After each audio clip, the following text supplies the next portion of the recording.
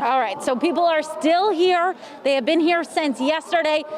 The crowd, though, has diminished quite significantly. In fact, last I counted, there were about 12 people here. When we started the show earlier this morning, there were close to 100, and then, just after midnight, there were about 300 people here. So it gives you a sense of what things look like here now. There used to be a police officer barricade, of officers standing on the other side of that barricade.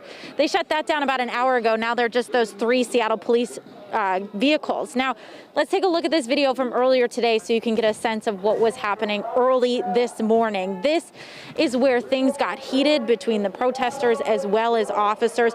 What Seattle police said on Twitter is they say the crowd was throwing bottles, rocks, fireworks, other projectiles at the officers.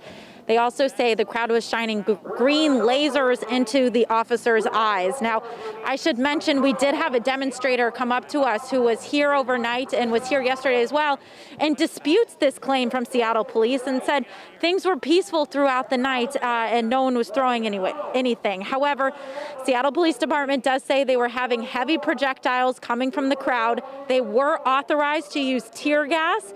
What they ended up using and what you're seeing in the video is that the officers were responding with pepper spray as well as blasting balls, and that dispersed the crowd. Now, since we arrived here on the scene around 3:30 this morning, things have been peaceful amongst a shrinking crowd here. But when there were about 100 people this morning, things were peaceful. People were asking, within the crowd, people were asking them not to throw things at the officers, do not go over the barricade.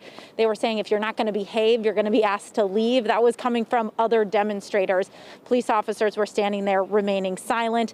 As you can see, the number is shrinking here.